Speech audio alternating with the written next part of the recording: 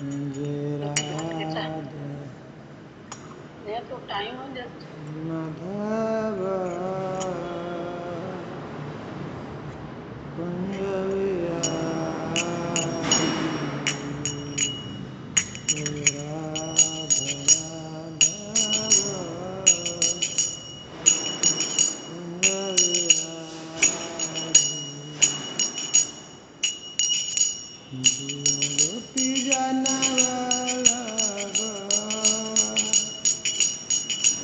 जय गिरिवरधारी जय गिरिवरधारी गोपीजना जय गिरिवरधारी जय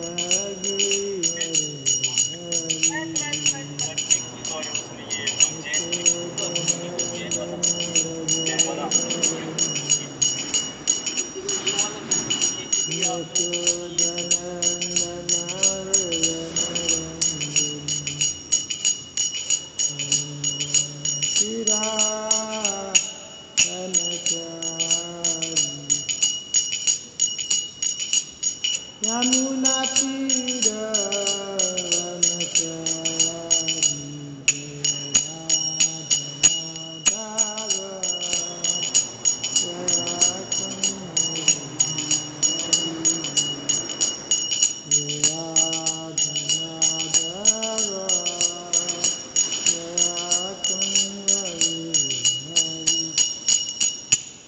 Hare Krishna, Hare Krishna, Krishna Krishna, Hare Hare,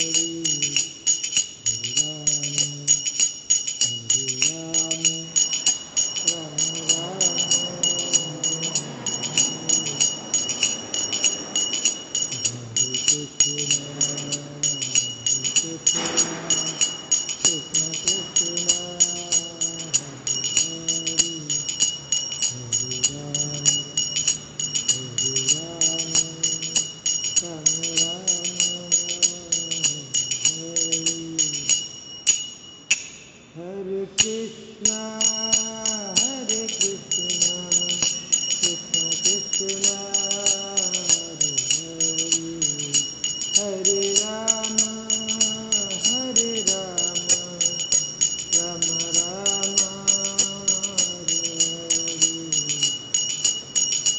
Hare Krishna, Hare Krishna, Krishna Krishna, Hare Rama, Hare Rama, Rama Rama, Hare Krishna, Hare Krishna, Krishna Krishna, Hare Rama, Hare Rama, Rama Rama, Hare Krishna, Krishna Krishna,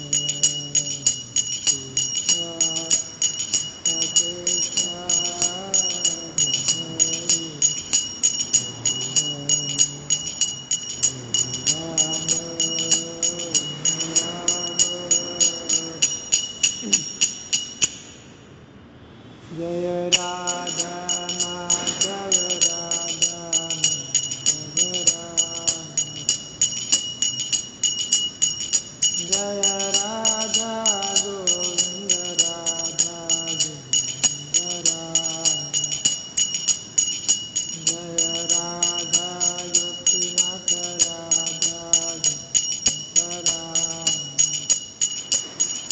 Jaya Radha Sundar Radha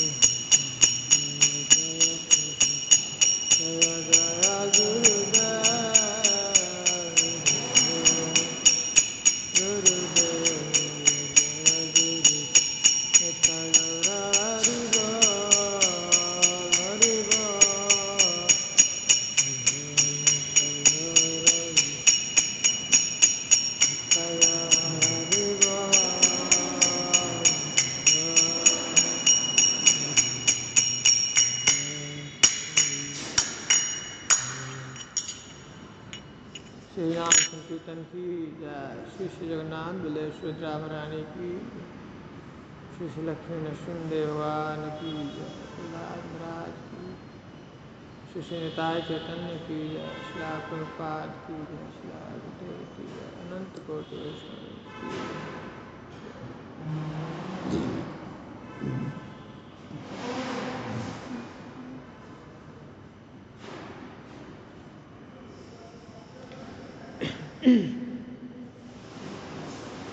एक बार हम लोग गुरु परंपरा को प्रणाम कर लेते हैं। ज्ञान तिमिरांधस्य ज्ञानांजनशलाकया चक्षुरुन्मीलितं येन तस्मै श्रीगुरुवे नमः। श्री चैतन्यदेवस्य स्वयं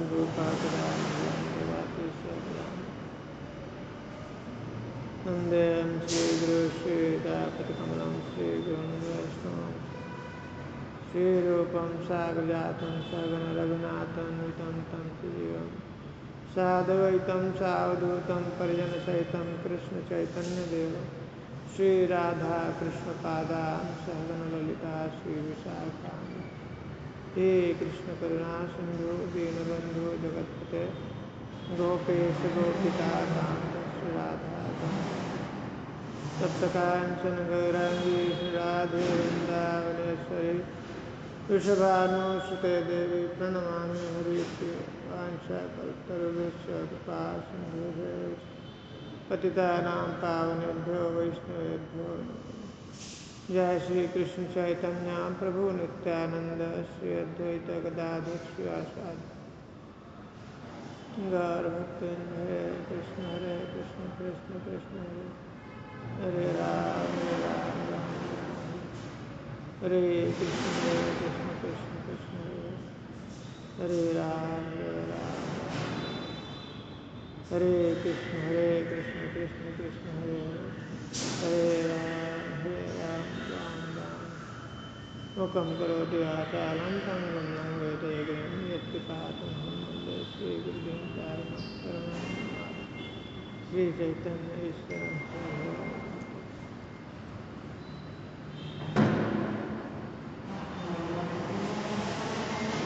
हरे कृष्ण।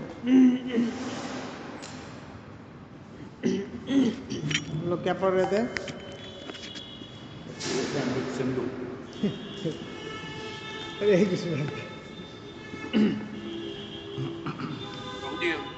आज अध्याय 5 स्टार्ट होगा। हाँ, 4 मिनट। थैंक यू प्रभु जी। आज हम लोग अध्याय 5 यहाँ पे भक्ति की शक्ति के बारे में बताएंगे। प्रभुपाद जी रूप गोस्वामी बता रहे हैं। तो आज कोशिश करेंगे कि हम लोग ये ख़त्म कर दें, छोटा सा अध्याय। कोई पढ़िए।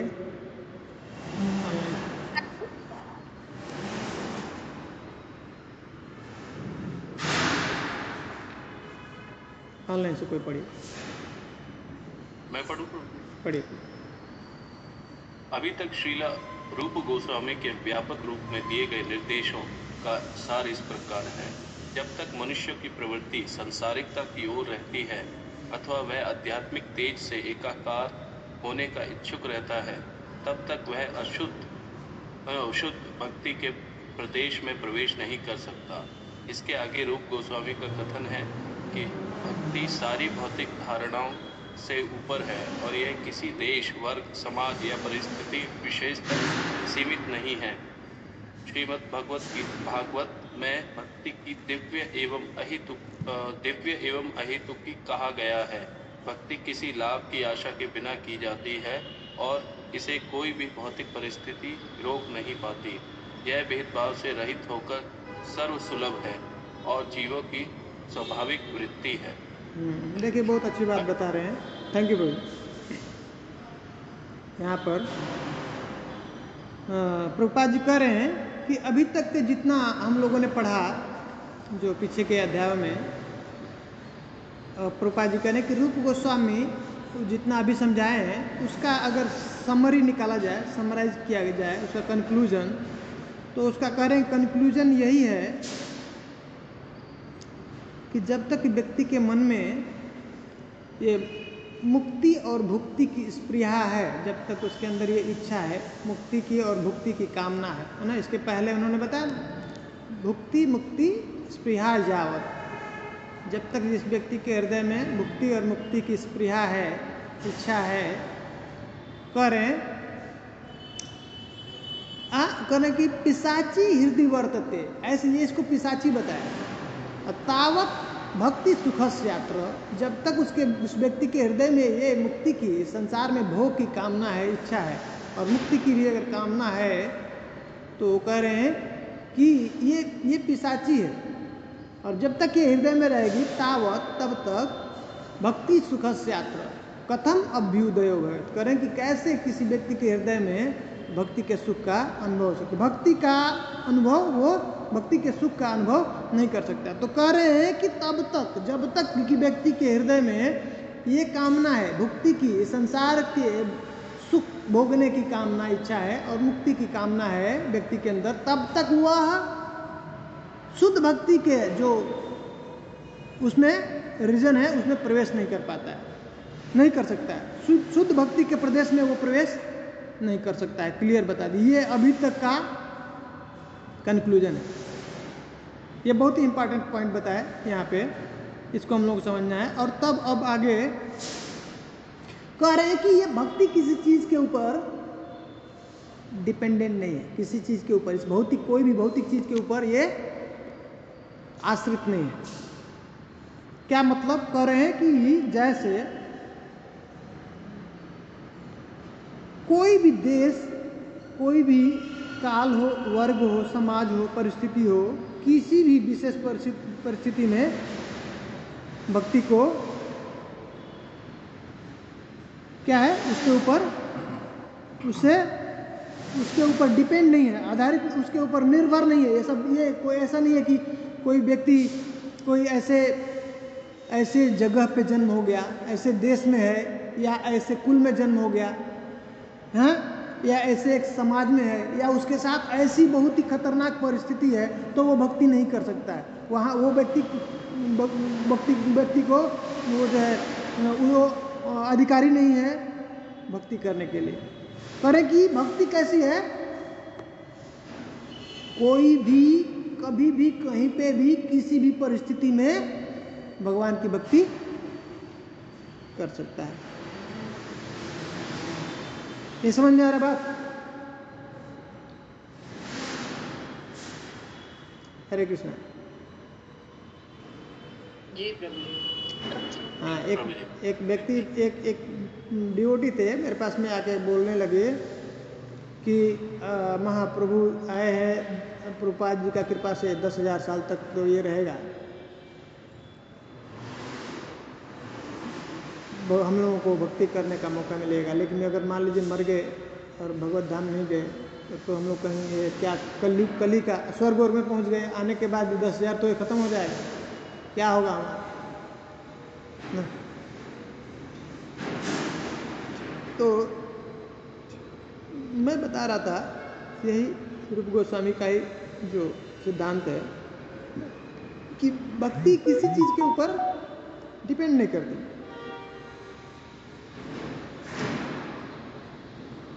प्रहलाद महाराज के समय क्या स्थिति है, क्या अनुकूल है, परिस्थिति अनुकूल है? किस जगह पे जन्म हुआ उनका, कहाँ पे है? और जो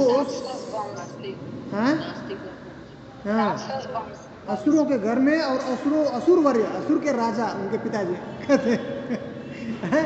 अभी सोचिए उनके पास में कोई शेल्टर नहीं है। अभी हम लोग यहाँ पे भी ऐसा बहुत भक्तों के जीवन में ऐसा मिलता है।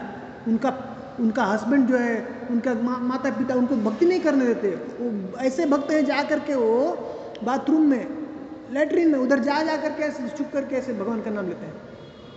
सोचिए ऐसा स्थिति है, जाने नहीं देते, मंदिर नहीं जा सकते हैं।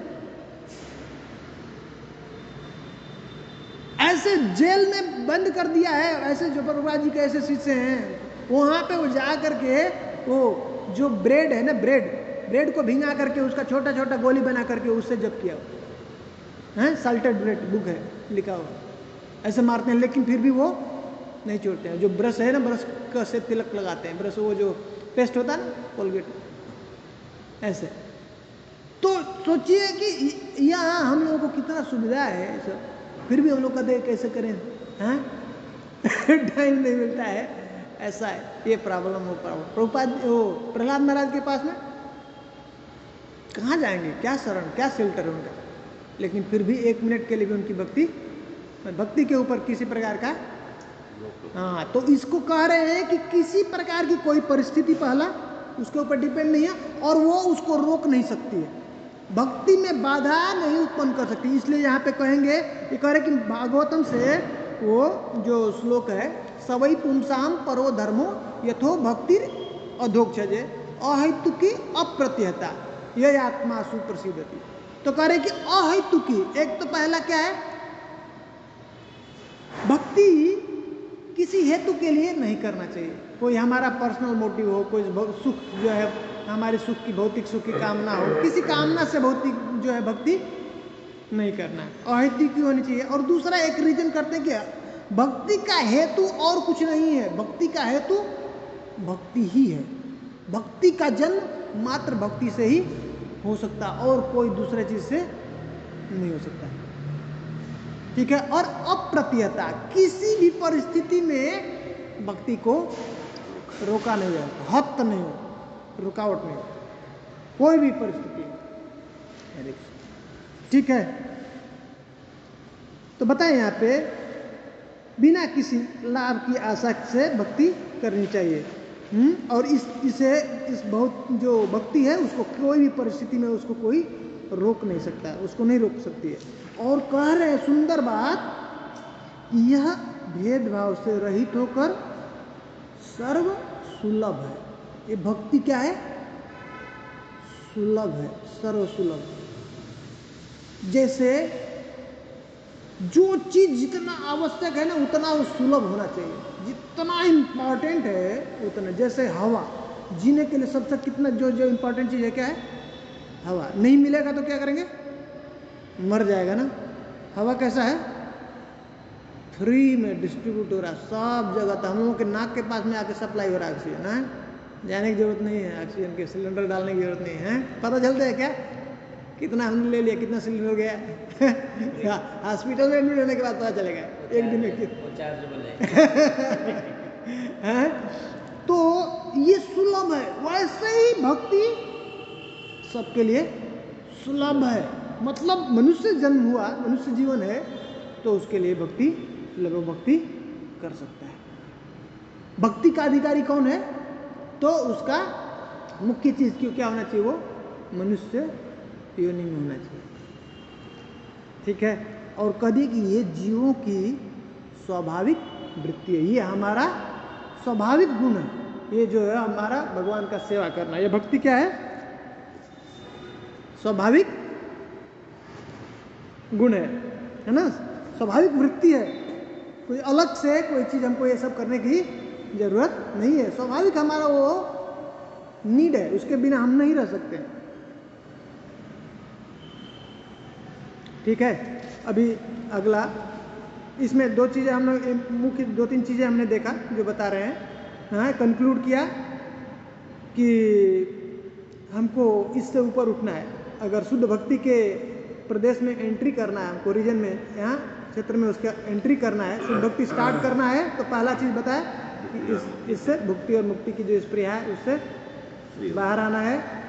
और भक्ति किसी चीज के ऊपर निर्भर नहीं, किसी भी चीज के ऊपर, देश काल, जो परिस्थिति है ना, किसी के कोई भी भौतिक चीज के ऊपर कोई इसको रोक नहीं सकता, और ये हमारा स्वाभाविक जीव का वृत्ति है, ठीक है। नेक्स्ट अगला, आगे पढ़िए। हरे कृष्ण प्रभु जी। हरे कृष्ण। मध्य युग में चैतन्य महाप्रभु की महान पार्षद नित्यानंद प्रभु के तिरोधान के पश्चात पुरोहितों का एक वर्ग अपने को नित्यानंद के वंशज कहकर गोस्वामी कहलाने लगा।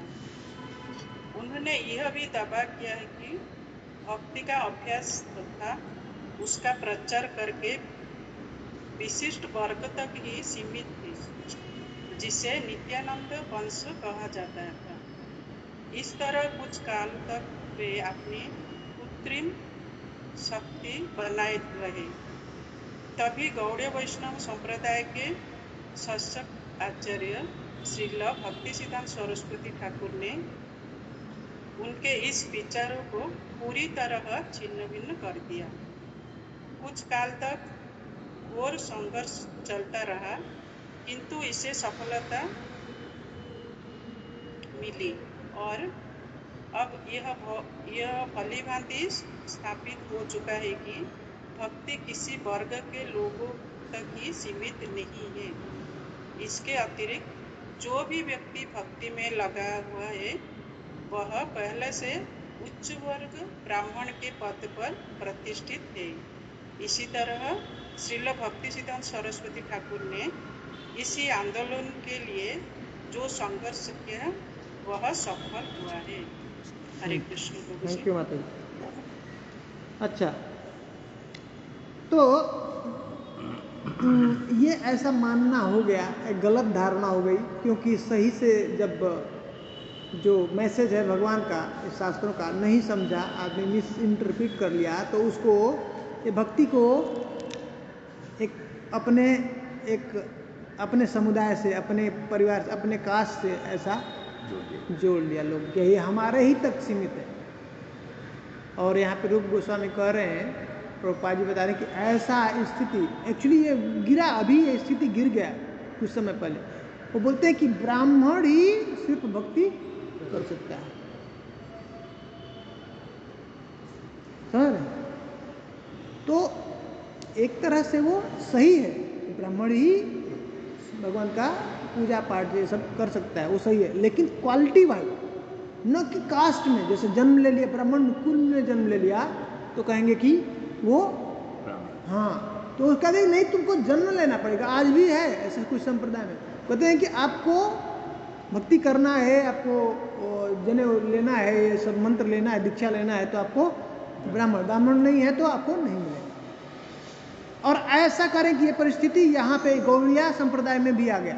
महाप्रभु के जाने के बाद जो नित्यानंद प्रभु के जो कुछ वंशज हैं, उस वंशजों में कुछ वर्ग जो है उन्होंने बना दिया कि ये हमारे, हम गोस्वामी के फैमिली है, और दूसरा कोई इसके अधिक पर अधिकार नहीं है, नहीं कर सकता है। ऐसा कुछ समय तक चला, भक्ति सिद्धांत सरस्वती ठाकुर के आने तक ये ऐसा चलता रहा, नहीं कोई नहीं भक्ति कर सकता है। वो आने के बाद बहुत संघर्ष किए और उसको जो है डिफीट किया, हाँ, उसको पूरा फिर से उनका जो भी वो है, जो मान्यता है, उसको हटाया और वापस फिर से स्थापित किया। नहीं, भक्ति किसी कल्ट के लिए, किसी वर्ग के लिए, पर्टिकुलर समुदाय के लिए ऐसा नहीं है, कोई सबका इसके ऊपर अधिकार है? कोई भी जो है भगवान का भक्ति कर सकता है ना। और कह रहे कि अगर कोई जो वैष्णव हो गया तो वैष्णव सब हो सकते हैं, और वैष्णव का पोजीशन वो ब्राह्मण से उच्च है? ब्राह्मण, क्षत्रिय, वैश्य, शूद्र, हैं, ब्रह्मचर्य, गृहस्थ, वानप्रस्थ, संन्यास, उसमें ये जो है चारों वर्ण है, उसमें से क्या है, ये सबसे उत्तम है वैष्णव है। तो ऐसा नहीं उसको पूछना है, भाई ये अभी जैसे बोलते हैं ना, जो जज है उसको नहीं पूछना 10 पास किया क्या है 10 पास हो, ऐसा नहीं, पास हो है ना सब, तब जाकर के जज का पोजीशन। वैसे ही वैष्णव मतलब हाँ, कभी कभी हम लोगों के अंदर, हम लोग ऐसा सोचते हैं ये ब्राह्मण दीक्षित हो गया है तो ब्राह्मण हो गया, श्रेष्ठ है वैष्णव। ऐसा नहीं हमको बुद्धि रखना चाहिए, हैं? वैष्णव क्या है, तो श्रेष्ठ है, ठीक है, उसके अंदर सब क्वालिटी है, जो ब्राह्मण की क्वालिटी है वो सब। पर सिर्फ दीक्षा नहीं, अभी बताएंगे, सिर्फ दीक्षा ही नहीं इम्पोर्टेंट है, उसके आगे हैं हम लोग वैष्णव, जो विष्णु का हो गया, मान लिया कि मैं और किसी का नहीं, किसका हूँ, दीक्षित वगैरह कुछ भी नहीं है। नहीं, दीक्षा पहला फर्स्ट स्टेज ही है दीक्षा। अभी हम लोग आप पढ़ेंगे, अब हम लोग पढ़ रहे हैं, वैष्णव मतलब स्वीकार करेंगे तो कुछ होना चाहिए ना, प्रूफ सरेंडर हो गया है ना, कुछ होना नहीं चाहिए ना हमारे पास। हाँ भाई हम कुछ ऑफिशियली घोषित करेंगे ना, बताएंगे ना भाई हम उनके हो गए। नहीं शादी करते हैं तो बताते हैं ना सबको, भाई हम हमारा वर्ण कर लिया हमारा जो हस्बैंड ये बता दें ना, सगाई हो गया ना वैसे ही हम जब भगवान को स्वीकार करेंगे तो कुछ तो वो फॉर्मेलिटी, पहला फॉर्मेलिटी क्या है, दीक्षा। तो उसको कुछ समय बहुत संघर्ष हुआ, लेकिन भक्तिसिद्धांत सरस्वती ठाकुर ने उसको स्थापित किया कि नहीं कोई भी, और इस तरह से कह रहे प्रभुपाद जी, आगे कोई पढ़ेगा उसको, इनके पद प्रतिष्ठा के बल पर ही कोई पढ़िए।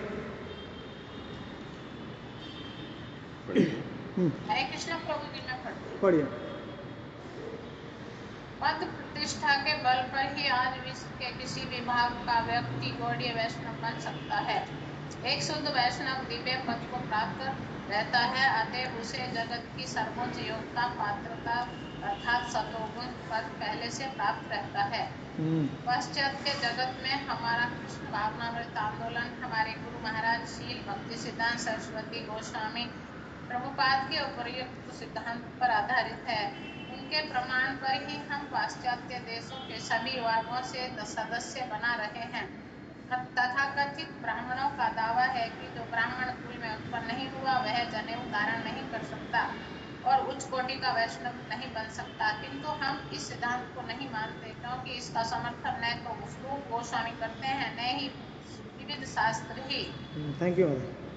देखिए क्लियर कर दिया ना प्रभुपाद जी, यहाँ पे बता दिए कि हाँ ये जो सिस्टम है वापस स्टेब्लिश किया भक्ति सिद्धांत सरस्वती ठाकुर ने, और उनके ही सिद्धांत के अनुसार प्रभुपाद जी पाश्चात्य देश में गए। और वो देश देखिए कोई देश का नहीं है, कोई पात्र का नहीं है, हाँ सब जो है चार नियम का जो है भंग करने वाले हैं।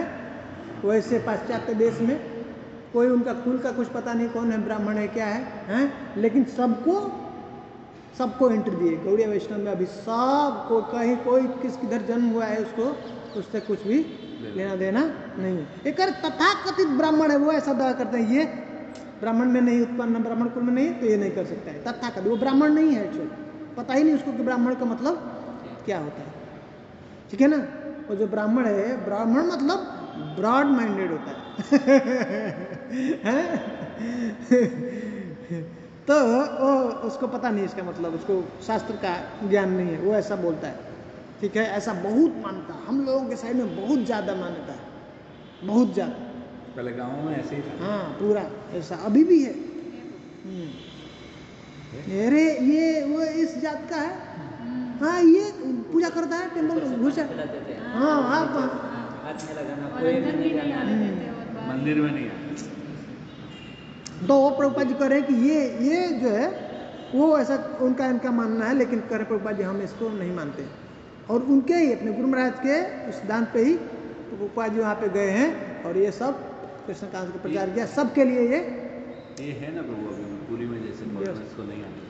हाँ वो अलग कॉन्सेप्ट, वो भी कॉन्सेप्ट नहीं वो एक कॉन्सेप्ट, उसको रोके वो अलग चीज़ है। ये जो है वैष्णव के भक्ति के लिए कोई कर सकता है, वो एंट्री के लिए सिर्फ बंद है। पर वहाँ पे भी फिर अगर कोई वैष्णव है तो उसको भी तो नहीं वो अलग बात है, वो उसको मत लेके, वो उसका अलग कॉन्सेप्ट है।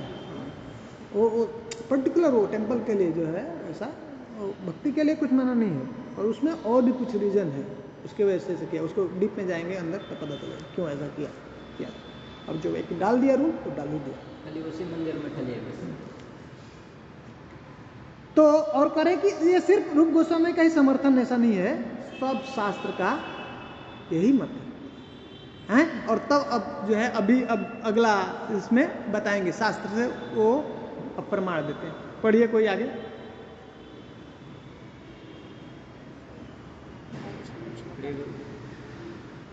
पढ़िए श्रील रूप गोस्वामी विशेष पढ़िए। श्रील रूप गोस्वामी विशेष रूप से यह उल्लेख करते हैं कि हर व्यक्ति को भक्ति ग्रहण करने और कृष्ण भावना भावित होने का जन्म सिद्ध अधिकार है। उन्होंने अनेक शास्त्रों से कई साक्ष्य दिए हैं और उन्होंने पद्म पुराण से एक विशिष्ट उदाहरण दिया है जिसमें वशिष्ठ मुनि राजा दिलीप से कहते हैं, हे राजन, हर व्यक्ति को भक्ति करने का उसी तरह अधिकार है जिस तरह माघ मास यानी दिसंबर जनवरी में प्रातः काल स्नान करने का अधिकार है। स्कंद पुराण के काशी खंड में और भी साक्ष्य है जिसमें कहा गया है कि मयूर ध्वज नामक देश में क्षुद्रों से भी नीच माने जाने वाले निम्न जाति के लोगों को भी भक्ति के वैष्णव संप्रदाय में दीक्षित किया जाता है। जब वे अपने शरीर पर तिलक धारण करके तथा अपने हाथों एवं गले में कंठीमाला पहनकर ठीक से वस्त्र भूषित होते हैं तो वे वैकुंठ लोक से आए प्रतीत होते हैं। वस्तुतः वे इतने सुंदर लगते हैं कि सामान्य ब्राह्मणों को मात करते हैं। थैंक यू माता जी। देख रहे हैं क्या कर रहे हैं तो ये अभी उदाहरण जो है एक इससे पद्म पुराण से एक उदाहरण देते हैं का वशिष्ठ मुनि है जो है राजा दिलीप से कह रहे हैं, क्या कहते हैं, शास्त्रतः श्रूयते भक्तौ नृमात्रस्याधिकारिता सर्वाधिकारिता माघ स्नानस्य ब्रुवता यथा। जिस प्रकार से हर एक व्यक्ति को माघ में जो है जाके स्नान करते हैं ना, हाँ, नदी में, गंगा में, उस तरह सबको अधिकार है, सर्वाधिकारिता माघ स्नान। वो से वो उदाहरण देते हैं पद्म पुराण में से, वहाँ पे वशिष्ठ जो है, वशिष्ठ मुनि है, राजा दिलीप से ऐसा कह रहे हैं। उदाहरण बताते हैं कि जिस प्रकार से व्यक्ति को, हर व्यक्ति को जो है माघ महीने में सुबह सुबह स्नान करने का उसको अधिकार है, उसी तरह से उसी तरह दृष्टांतिता वशिष्ठे न हरि भक्तिर नृपम प्रति। हे राजन, उसी प्रकार से हरि भक्ति, भगवान की भक्ति करने के लिए सब अधिकारी, सब भगवान की भक्ति कर सकते हैं। और तब उसके बाद फिर से एक और क्या प्रमाण दिया प्रभु जी, वो उसका क्या है प्रभु जी रेलेवेंस की taking bath in the month of Magh, उसके साथ क्यों कंपेयर किया? कंपेयर वो बता रहे हैं कि इतना, जिस प्रकार से इतना, जैसे इसके ऊपर कोई रोक टोक नहीं है, सब अधिकारी है ना स्नान में, माघ महीना में सब लोग स्नान करते हैं ना, हैं, तो कर उसी का उदाहरण देखो, जैसे वशिष्ठ मुनि ने पद्मपुराण में बताया है कि जैसे माघ में ऐसा कोई भी सब व्यक्ति स्नान कर सकता है, उसके लिए योग्यता है, अधिकार है, उस तरह से भक्ति करने का सबको अधिकार है। एक बस एक वो उदाहरण दे रहे हैं, ठीक माता जी, ऐसा कुछ, ऐसा उससे कुछ ऐसा उसका कुछ उससे ऐसा कुछ संबंध नहीं है भक्ति से, पर बता रहे कि उसी तरह से जैसे सब व्यक्ति स्नान कर सकते हैं माघ महीने में, सबको अधिकार है। माघ महीना ऐसे ऊपर है।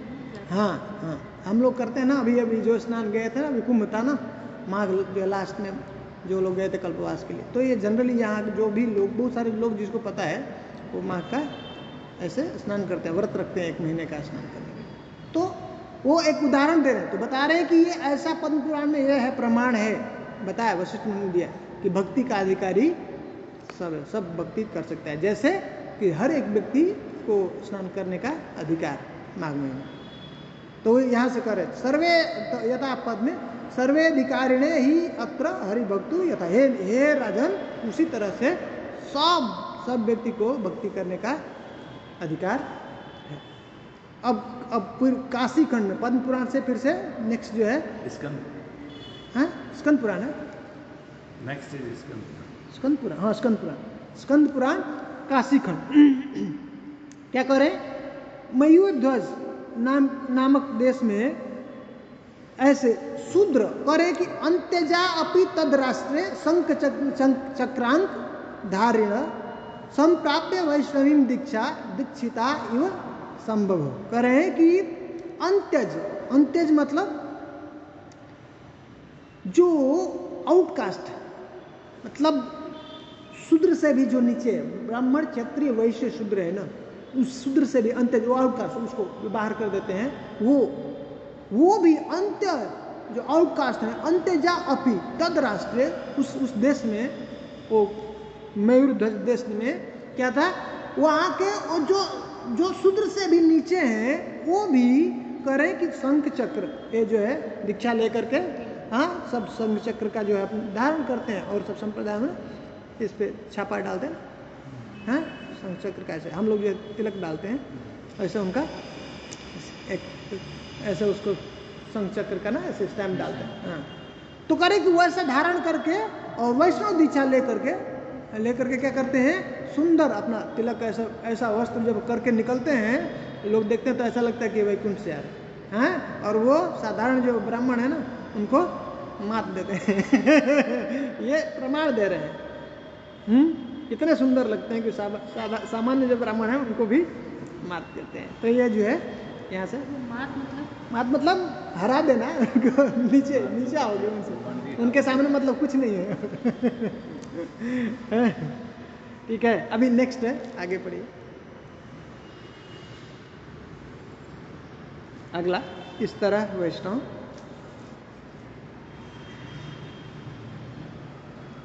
हरे कृष्णा।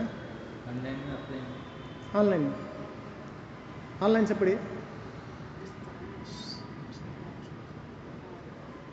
तेज पढ़िए। बताइए, कोई पढ़ रहा है? इस तरह मैं पढ़ती हूँ। हाँ पढ़िए। इस तरह वैष्णव स्वतः ब्राह्मण बन जाता है। इसी विचार का समर्थन सनातन गोस्वामी ने अपनी पुस्तक हरिभक्ति विलास में किया है। यह पुस्तक वैष्णव मार्गदर्शिका है। उसमें उनका कथन है कि जो भी व्यक्ति वैष्णव संप्रदाय में विधिवत दीक्षित हो जाता है वह निश्चित रूप से ब्राह्मण बन जाता है। जिस तरह कांसा नामक धातु पारे के साथ मिलकर स्वर्ण में बदल जाती है, आचार्यों के मार्गदर्शन में प्रमाणित गुरु किसी भी व्यक्ति को वैष्णव संप्रदाय में बदल सकता है, जिससे वह अपने आप ब्राह्मण के सर्वोच्च पद को प्राप्त कर लेता है। पढ़ दीजिए माता जाके। हाँ पढ़ दीजिए। किंतु शील रूप गोस्वामी सावधान करते हैं कि यदि कोई व्यक्ति प्रमाणित गुरु द्वारा विधिवत दीक्षित होता है तो उसे यह नहीं सोचना चाहिए कि ऐसी दीक्षा स्वीकार करने मात्र से उसका काम पूरा हो गया। इतने पर भी उसे सावधानी के साथ विधि विधानों का पालन करना होता है। यदि गुरु मान लेने और तथा दीक्षा लेने के बाद कोई व्यक्ति भक्ति के विधि विधानों का पालन नहीं करता तो वह पुनःच्युत होता है। मनुष्य को यह स्मरण रखने के लिए सचेत रहना चाहिए कि वह कृष्ण के दिव्य शरीर का अंश है, अतएव यह उसका कर्तव्य है कि अंश होने से वह संपूर्ण की अर्थात कृष्ण की सेवा करे। यदि हम कृष्ण की सेवा नहीं करते तो हम पुनःच्युत होते हैं। दूसरे शब्दों में दीक्षित होने मात्र से ही कोई ब्राह्मण के उच्च पद को प्राप्त नहीं होता। उसे अपने कर्तव्य निभाने होते हैं, दृढ़तापूर्वक विधि विधानों का पालन करना होता है। ठीक है माता, थैंक यू। तो देखिए अब जो है प्रभुपाद जी कह रहे हैं कि इसका जो अभी वो प्रमाण दिया, इसका कह रहे हैं कि इस विचार का समर्थन सनातन गोस्वामी भी अपने बुक में करते हैं। सनातन गोस्वामी ने एक बहुत भारी बहुत बड़ा बुक लिखा है, हरिभक्ति विलास। महाप्रभु ने उनको दिया बताया वैष्णव का जो क्रिया जो कैसे करना चाहिए, रहना चाहिए, सब नियम कानून जितना भी है ना वैष्णव का, सब हरिभक्ति विलास में दिया हुआ है। ये सनातन गोस्वामी ने लिखा हुआ है। ये वैष्णव का मार्गदर्शिका है, वैष्णव मार्गदर्शिका बुक है। बहुत बहुत भारी बुक है, बहुत बड़ी बुक है। उसी में आगे बताएंगे कि ऐसे जब हम लोग जो अगला अध्याय पढ़ने वाले हैं उसमें बताएंगे जो 64 अंगों को लिया है, उसमें बताते कि लाखों ऐसे भक्ति के अंग का वर्णन दिया है सनातन गोस्वामी। उसमें से उसका सार जो है सिर्फ निकाल करके रूप गोस्वामी हम लोग को 64 का बारे में हम लोग को बताएंगे इस भक्ति रसायन। ठीक है, तो उसमें भी वो कह रहे हैं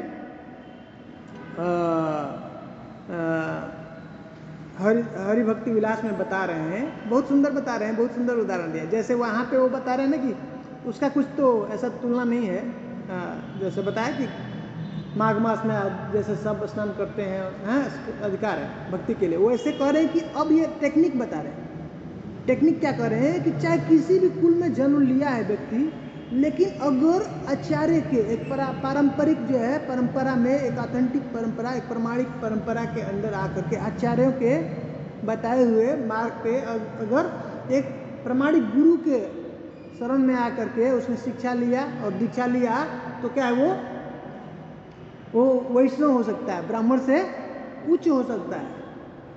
उदाहरण क्या दे रहे हैं कि जैसे, ये मुझे नहीं पता था पहले, कह रहे हैं कि जैसे कांसा पता है, हम लोग घंटी बजाते हैं ना, कांसा, और जो है कांसा मेटल होता है, धातु होता है, हैं कांस, और ऐसा होता है ना जो भगवान को हम लोग ऐसे पूजा करते हैं, ऐसे कुछ बहुत कभी कभी वो खाने के लिए वो हल्का होता है, मिट्टी उसके अंदर होता है, टूट जाएगा, गिरेगा तो टूट जाता है।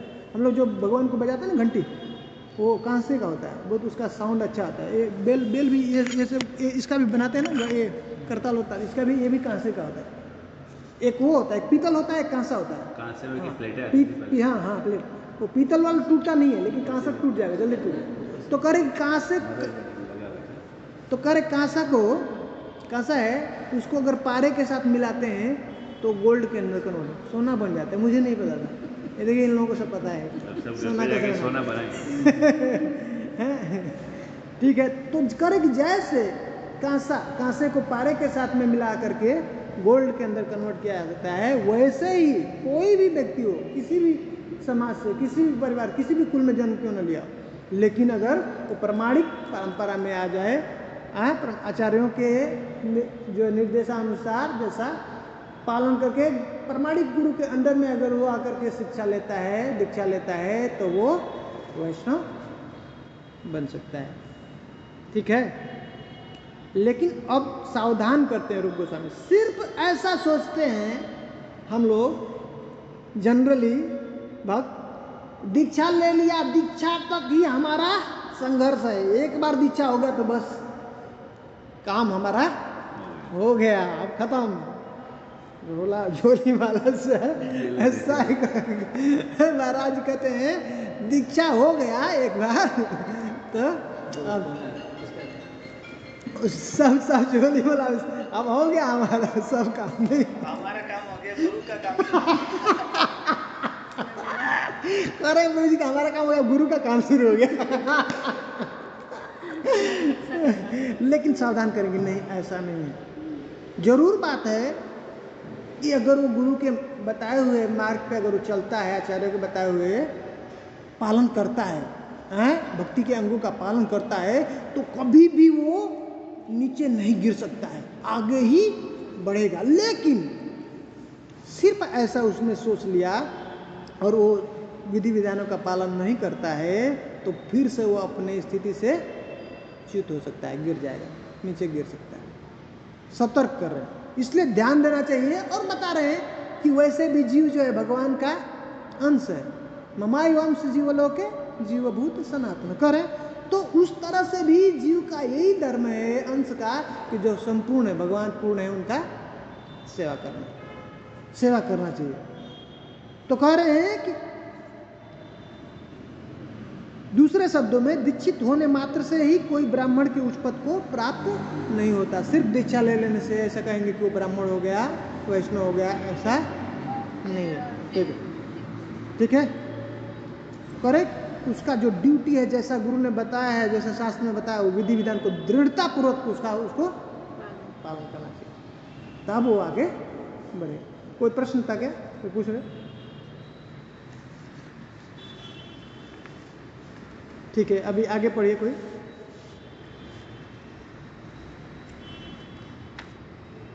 श्रील रूप गोस्वामी यह भी कहते हैं कि नियमित रूप से भक्ति करते रहने पर च्युत होने का प्रश्न ही नहीं उठता, किंतु यदि परिस्थितिवश पतन हो जाए तो वैष्णव को प्रायश्चित शुद्धि का विचार नहीं करना होता।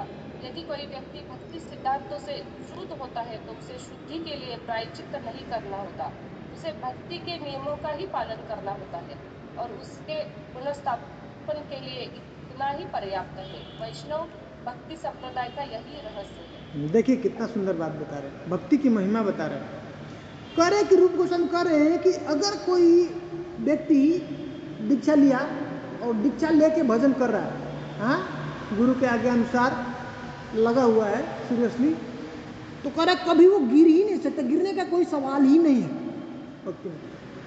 लेकिन कह रहे कदाचित कभी अगर मान लीजिए वो अपनी कोई परिस्थिति ऐसी हो गई और उसने गिर गया, हाँ, तो कह रहे हैं कि उसके लिए अलग से कोई कर्मकांड है, यज्ञ है, ये सब होम है, अलग से उसको कुछ उसका कर्मकांड का सहारा नहीं ले, उसके लिए उससे जाकर के उसको प्रायश्चित करने की कोई जरूरत नहीं। फिर से सिंसियरली फिर से अगर वो भक्ति में फिर मार्ग में फिर से भगवान की सेवा में वैसे ही लग जाता है, दृढ़तापूर्वक नियम का पालन करने लगता है, तो कर भक्ति के अंदर इतनी शक्ति है वही वापस फिर से उसको उसके स्थिति में पुनः स्थापित करेगा। सफिशिएंट है। कोई और दूसरा किसी और जो अन्य जो कर्मकांड है उसका, है ना, उसका मदद के लिए उसको जरूरत किसी भी चीज और अन्य चीज का जरूरत उसको नहीं है। भक्ति अपने में सफिशिएंट है। सिर्फ भक्ति हम अच्छे से करते रहेंगे, भगवान का नाम जप करते रहेंगे, भगवान का सेवा करते रहेंगे, कीर्तन करते रहेंगे, श्रवण करते रहेंगे, वापस फिर से हम अपने उस स्थिति में आ जाएंगे। ये भक्ति करेगी, ये भक्ति का रहस्य है, भक्ति संप्रदाय। आगे पढ़िए, नेक्स्ट। हाँ पढ़िए। व्यवहारतः आध्यात्मिक चेतना के पद तक पहुँचने की 3 विधियां हैं। कर्म, ज्ञान तथा भक्ति। अनुष्ठान कर्म कांड कर्म के क्षेत्र में आते हैं। चिंतन की विधियां ज्ञान के क्षेत्र में आती हैं। किंतु जिसने भगवान की भक्ति ग्रहण कर ली हो उसे कर्म या ज्ञान से कोई सरोकार नहीं रहता। यह पहले ही बतलाया जा चुका है कि शुद्ध भक्ति में कर्म या ज्ञान का लेश मात्र भी नहीं रहता।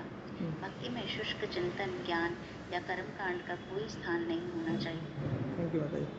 तो यहाँ पे बता दिए, देखिए भगवान कर रहे हैं एकादश स्कंद में 11वें स्कंद में उद्धव से बताते हैं कि आत्म साक्षात्कार के लिए, भगवत प्राप्ति के लिए 3 मार्ग है, कर्म मार्ग, ज्ञान मार्ग और भक्ति मार्ग। लेकिन सबसे जो श्रेष्ठ क्या है, भक्ति मार्ग। और जब कोई व्यक्ति इस स्तर पे पहुंच चुका है तो फिर और उसको अब और कोई भी मार्ग का सहारा लेने की जरूरत नहीं।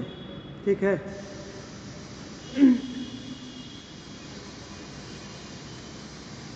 ये तीनों द्वारा प्रभु उसको आत्मा साक्षात्कार होता है। हाँ हाँ हाँ, तीनों मार्ग से आत्म साक्षात्कार के लिए वो पहुंच सकता है। वो कर्म के कैसे होता है, फिर वो ज्ञान लेके फिर भक्ति हाँ, नहीं, कर्म के बाद धीरे धीरे निष्काम कर्म को पहुंचता है।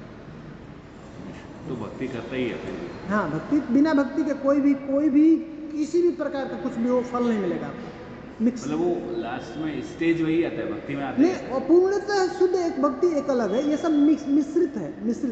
कर्म मिश्रित भक्ति है, ज्ञान मिश्रित भक्ति। भक्ति उसमें जरूर आएगा, नहीं होगा तो उसको फल नहीं मिलेगा। उसको जो रिजल्ट है अल्टीमेट रिजल्ट, कर्म करेगा तो कुछ नहीं होगा। नहीं। अगला पढ़िए। इस प्रसंग में श्री रूप गोस्वामी श्रीमद् भागवत से 11:21 और पॉइंट 2 में प्रमाण प्रस्तुत करते हैं, जिसमें भगवान कृष्ण उद्धव से कहते हैं, पात्रता एवं अपात्रता से में इस प्रकार अंतर किया जा सकता है। जो लोग पहले से भक्ति करने में लगे हुए हैं उन्हें सकाम कर्म या ज्ञान की विधियों का सहारा लेने की आवश्यकता नहीं होती। यदि कोई भक्ति में दृढ़ रहता है और आचार्यों तथा अधिकारियों द्वारा बनाए गए विधानों से संचालित होता है तो यह सबसे बड़ी पात्रता है। देखिए, यही बता रहे हैं कि कोई जन्म कर्म और जो क्या है कोई कर रहा है ना, वो कर्म कांड कर रहा है, ज्ञान कांड है, या कहीं से कहाँ से जन्म लिया, ये एक्चुअल पात्रता नहीं। पात्रता यही है किधर भी हुआ, किधर भी जन्म लिया, हाँ, लेकिन प्रमाणिक गुरु के अंडर में आ गया, प्रमाणिक परंपरा में, और लेकिन सीरियसली प्रैक्टिस करें, ये एक्चुअल पात्रता है। ये करें, कोई देखिए क्या करें कि और सभी किसी चीज का उसको सहारा लेने की जरूरत नहीं। यदि कोई व्यक्ति भक्ति में दृढ़ पूर्वक, हाँ, आचार्य के द्वारा बताए हुए जैसे विधान है उसको अगर पालन करता है तो यही सबसे बड़ी पात्रता है। वो परफेक्ट है और कुछ नहीं, इसमें और कुछ नहीं है। जैसा गुरु ने बताया है, जो शास्त्र बता रहे हैं, बस स्ट्रिक्टली उसको हम लोगों को पालन करना है, यही सबसे बड़ा। ये पात्रता किसके लिए और व्हाट? ये बताता है कि ये सही में ब्राह्मण है, ये सही में वैष्णव है, ये एक्चुअल ब्राह्मण है। कुल में जन्म ले लिया ब्राह्मण और काम कुछ नहीं करता, खाता है मांस खाता है, मछली खाता है, दारू पीता है और कहेगा हम ब्राह्मण है, तो ये पात्रता नहीं है। कैसे उसको बोल सकते हैं? लेकिन हाँ, वो चाहे वो नीच कुल में जन्म लिया है और एक प्रमाणिक जो संप्रदाय है उसमें जाकर के प्रमाणिक गुरु के अंडर में ये दीक्षा लिया और जैसा गुरु ने बताया, जैसा शास्त्र ने बताया, वैसा स्ट्रिक्टली वो पालन करता है, तो उसके ऊपर हमको विश्वास करना चाहिए। वो ब्राह्मण से श्रेष्ठ है। ये एक्चुअल पात्रता। तो ब्राह्मण कुल को हम नहीं मना कर रहे हैं कि ऐसा ब्राह्मण कुल मिला तो ब्राह्मण नहीं हो सकता है, ये वैसा नहीं हो सकता है अगर वो ठीक से पालन करे तो। और लेकिन अगर कोई ब्राह्मण कुल में नहीं जन्म लिया है और वो भी अगर ये पालन करता है तो वो एक्चुअल वो पात्रता है, वो एक्चुअल ब्राह्मण। ठीक है, अब इसको बताएंगे एक और प्रमाण दे करके।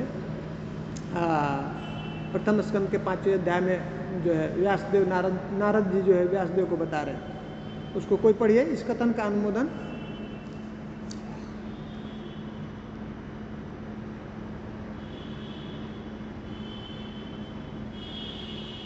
नेक्स्ट, हाँ पढ़िए। इस कथन का अनुमोदन श्रीमद् भागवत में 1.5.17 श्री व्यासदेव को श्री नारद मुनि द्वारा दिए गए उपदेश से हो जाता है। यदि कोई अपने निश्चित वृत्तिपरक कर्तव्य को नहीं भी करता, किंतु यदि वह सीधे हरि कृष्ण के चरण कमलों की शरण में चला जाता है तो इसमें उसका कोई दोष नहीं माना जाता और सभी तरह से उसका पद सुरक्षित रहता है। यदि भक्ति करते हुए कुसंगति के कारण वह च्युत होता है या भक्ति को पूरा किए बिना असमय में मर जाता है तो भी उसकी कोई क्षति नहीं होती। किंतु कृष्ण भावनामृत से विहीन व्यक्ति वर्ण तथा आश्रम के अपने कर्तव्य को करते रहने पर भी मनुष्य जीवन के असली लाभ को प्राप्त नहीं कर पाता।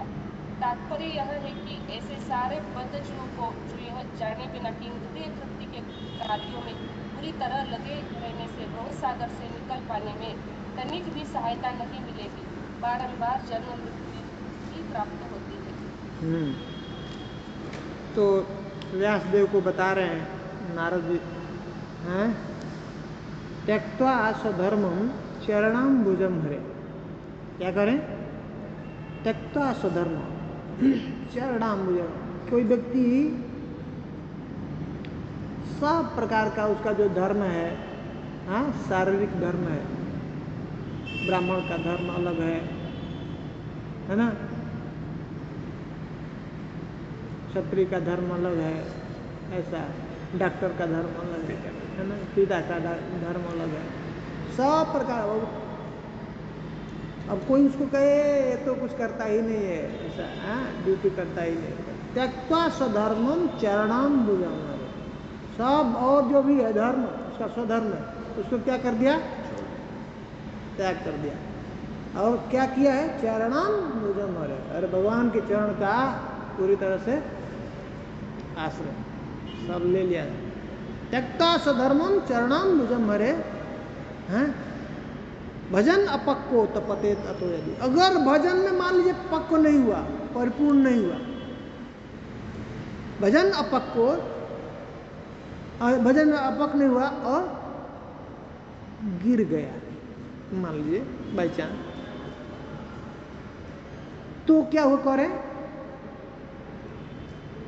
यत्र कौवा अभद्र अमूद अबुस्य किम, उसका क्या नुकसान हो गया? कुछ भी नुकसान नहीं हुआ, कुछ भी नहीं उसका गया। सब छोड़ दिया काम धाम घर का। एक क्लियरली डंके की चोट पे बता रहे हैं कि भाई मतलब कुछ नहीं करना है, क्या करना है? भक्ति करना है। क्लियरली प्रमाण दे रहे हैं, कुछ भी उसका नहीं बिगड़ा। यत्र कौवा अभद्र अबूद अमुष्य किम, उसका क्या बिगड़ गया? क्या नुकसान हो गया? कुछ भी नहीं नुकसान हुआ। क्लियर कर रहे हैं। उसके बाद कहते हैं यत्र कौवा अभद्र अबूद अमुष्य किम, को अर्थ आप तो अभजताम सधर्म तो। और उसको क्या मिला? जो भजन तो भगवान का नहीं किया, भगवान का शरण नहीं लिया, आश्रय नहीं लिया, और बहुत सीरियसली बहुत स्ट्रिक्टली जो है अपना पूरा ड्यूटी निभा रहा है, कुछ भी नहीं मिला उसको, कुछ भी नहीं मिलेगा। पूरा उसका जो मनुष्य जन्म का जो उद्देश्य था पूरा सब बर्बाद हो गया, बेकार हो गया, किसी काम का नहीं। खाली कर्म के लिए कोई भी काम, कोई भगवान भक्ति शामिल नहीं है। हाँ मतलब कर रहे हैं कि सिर्फ भक्ति ही करना है, अभी फिक्स कर दें। बहुत मन में डाउट रहता नहीं, अभी क्या यही करें क्या? नाम नाम नाम हरे कृष्ण हरे राम, हाँ कह रहे हैं, अभी क्लियर कर रहे हैं। अभी कुछ अगर कोई मान लीजिए बाई चांस, लेकिन एक बात सतर्क करना है, ये उसके लिए है जो इस स्थिति पे आ चुका है, जो कंप्लीट भगवान के हरि का चरण का आश्रय ले लिया है। और किसी घर परिवार दुकान मकान जो है बैंक बैलेंस अभी जो हमारा इन्फ्लुएंस है ये हमारे हैं, उसका अब आश्रय कोई नहीं है, कृष्ण ही मात्र आश्रय हैं उसका, उसके लिए कह रहे हैं। और वो चित्त भी हो जाता है, गिर भी जाता है वैसा, इसे तो गिरने का सवाल नहीं है। ऐसा अभी आगे तो आगे 2-3 अभी बताएंगे, अभी और उदाहरण देते जाएंगे, मतलब कंफर्म कर देंगे कि बस अब जीवन का एक उद्देश्य मात्र भक्ति है। और भक्ति के अलावा और कुछ किया, बहुत एक्सपर्ट हो गया, बहुत महारत हो गया, तो उसको कुछ भी नहीं प्राप्त, सब बेकार किया, व्यर्थ कर दिया उसको अपना जीवन। और जिसने वो सब छूट गया और भक्ति भगवान का कर लिया अच्छे से, और इनकेस कह रहे प्रभुपाद जी यहाँ पे बताते, मान लीजिए कि शरीर छूट गया और उसको सफलता नहीं मिली, तो करे कुछ भी नुकसान नहीं हुआ, सब प्रोटेक्टेड है उसका, जितना किया भजन वो वैसे ही अगला फिर वहीं से आगे से कंटिन्यू करेगा। ठीक है, हरे कृष्ण प्रभु जी। हाँ प्रभु जी, इसमें जैसे किसी भक्त की भक्ति कंप्लीट नहीं होती तो नेक्स्ट लाइफ में जब उसको मिलता है वो इम्प्रेशंस रहते हैं, इम्प्रेशन रहता है पूरा कंटिन्यू रहता है। तो जैसे कोई अगर भौतिकता में भी लगा हुआ है और वो कुछ पाना चाह रहा है, तो अब वो उसको मिला नहीं या मिल गया, तो नेक्स्ट लाइफ में वो इम्प्रेशन नहीं रहेंगे उसके पास, रहेगा इम्प्रेशन रहता है ना, तो फिर वो लॉस कैसे हो गया? वो भी भौतिकता में तो कुछ मिला ना उसे। लॉस इसलिए हुआ कि मनुष्य जन्म का उद्देश्य क्या है, भगवत प्राप्ति, तो उसका कुछ भी नहीं प्राप्त हुआ। और उस एंगल से उसको लॉस है पूरा लॉस। अगर वो वही कह रहे हैं कि मनुष्य जन्म का जो क्या उद्देश्य है उसका लाभ है। यहाँ पे देखिए, ठीक से पढ़िए, कह रहे हैं किंतु कृष्ण भावना मृत से विहीन व्यक्ति वर्ण तथा आश्रम के अपने कर्तव्यों को करते रहने पर भी मनुष्य जीवन के असली लाभ को प्राप्त नहीं कर। मनुष्य जन्म का क्या उद्देश्य है उससे च्युत हो गया, जिसे प्राप्त कर सकता है, भगवत प्राप्ति प्राप्त कर सकता था, और जन्मों में संभव ही नहीं है, पहली बार इसमें मिला है ये अपॉर्चुनिटी, और उसमें भी अगर उसने नहीं किया बेकार के लिए बर्बाद।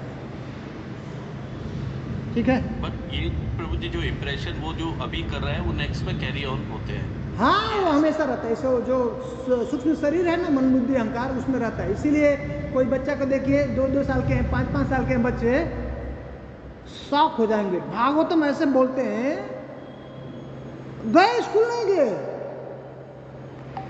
अरे 5 साल का 10 साल का बच्चा PhD वाले आकर के उससे पूछते हैं मैथ्स साइंस, वो बता रहा है कहाँ से, पीछे का कैरी कर रहा है। 10 साल का है बच्चा, अच्छा बढ़िया म्यूजिक बजाने लगता है, जो स्पोर्ट्स में ड्राइव में ऐसे आगे, कंप्यूटर में आगे, कहाँ से पीछे का कैरी करके लेके आ रहा है।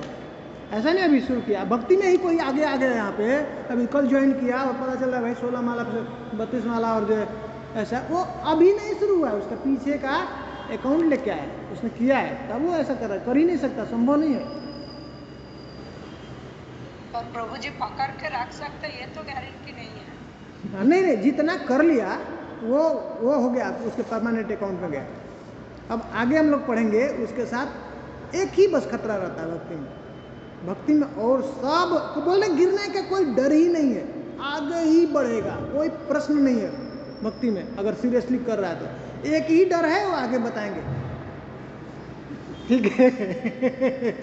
वो हम लोग बचा लिए, भक्ति में आगे ही बढ़ता जाए, आगे ही बढ़ता जाए, बस एक खतरा से हम लोग बचा लिए अपने को, भक्ति में कोई और डर नहीं, वो प्रोटेक्टेड है आपका। हो सकता है 2-4 जीवन जो है, 2-4 साल जो है मस्ती में निकल जाए, चले जाए, हम थोड़ा बाहर हो जाए कृष्ण का, लेकिन वो आपने जो अमाउंट जो जमा कर लिया आपके अकाउंट में, बैंक बैलेंस में, वो वैसे ही रहेगा, वो कोई आपका ले नहीं सकता है। फिर आप वहीं से आगे शुरू करेंगे। पढ़िए नेक्स्ट।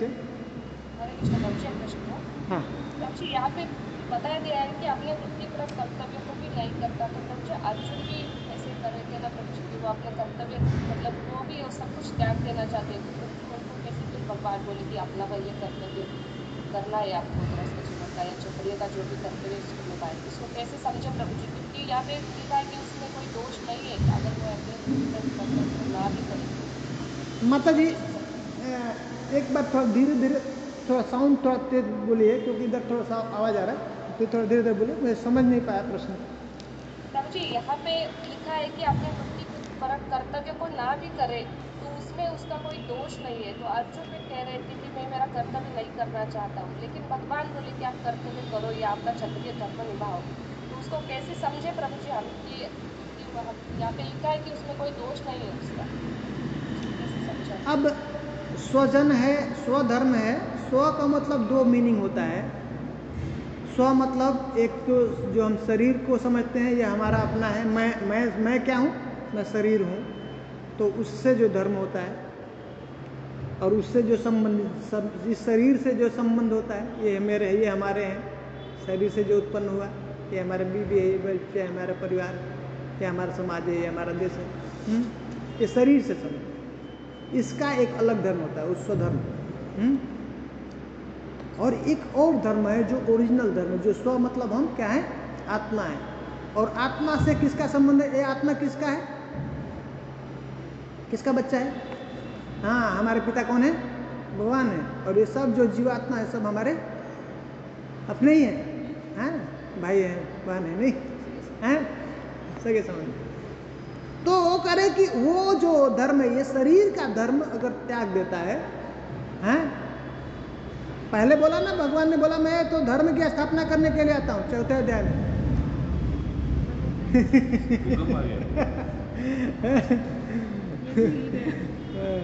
तो कह रहे हैं ना, भगवान ने बोला ना कि मैं आता हूँ, क्यों आता हूँ? धर्म संस्थापनार्थाय संभवामि, है ना। और लेकिन बाद में क्या बोला भगवान ने अंत में 18वें अध्याय में? सर्वधर्मान परित्यज्य माम एकम शरणं व्रज अहम ताम सर्व पापेभ्यो मोक्षयिष्यामि मा शुचि। तो चिंता मत कर भाई, ये नहीं करूँगा तो मुझ पे पाप लगेगा। अर्जुन तुम छोड़ दो, उसके लिए तुम चिंता मत करो। सर्वधर्मान परित्यज्य, सब धर्म को त्याग दो। कौन सा धर्म? अभी बोला मैं धर्म की स्थापना करने आता हूँ, अभी बोल रहे हैं अर्जुन को तुम छोड़ दो। क्या है? तो वो जो धर्म, जो शरीर से धर्म हम मान के रखे हैं, उसको करें, उसका त्याग कर दो। भाई ये मेरे बीवी है, मेरे बच्चे है, परिवार है, मैं नहीं रहूँगा, कैसे चलेगा? चले, सब मैं चलाऊंगा। तुम चिंता मत करो। कौन चला रहा है? अभी भी भगवान चला रहे हैं। हम नहीं रहेंगे तो कौन चलाएगा? तो भगवान चलाएगा, ये चलता रहेगा। तो कह रहे हैं कि शरीर से जो धर्म हम मान के बैठे हैं उसको त्याग। समझ में आ गया? वही था, प्रॉब्लम था पहले। वो शरीर से संबंध करके ऐसा बोल रहा था, मैं नहीं लड़ूंगा, ये हमारे सब हित मित्र परिवार है हमारा। आप बोल रहे हो कृष्ण कैसे बात करो, मारने के लिए करो। और बाद में जब ये जो अहम ममेति, ये जो शरीर से संबंध उसका भूला, तो बोला क्या? बोला नष्ट मोह स्मृति लब्ध्वा। अब मेरा जो भ्रम था, मैं सोच रहा था ये सब मेरे हैं, अब वो खत्म हो गया, वापस मेरी मेमोरी आ गई। हाँ, मैं तो आपका हूँ। अब करिष्ये वचनम, बोलो कृष्ण आप क्या चाहते हो, मैं करने के लिए तैयार। यही कृष्ण का आंसर है। ठीक है, यही बता रहे हैं रूप गोस्वामी, यही हम लोगों को करना है।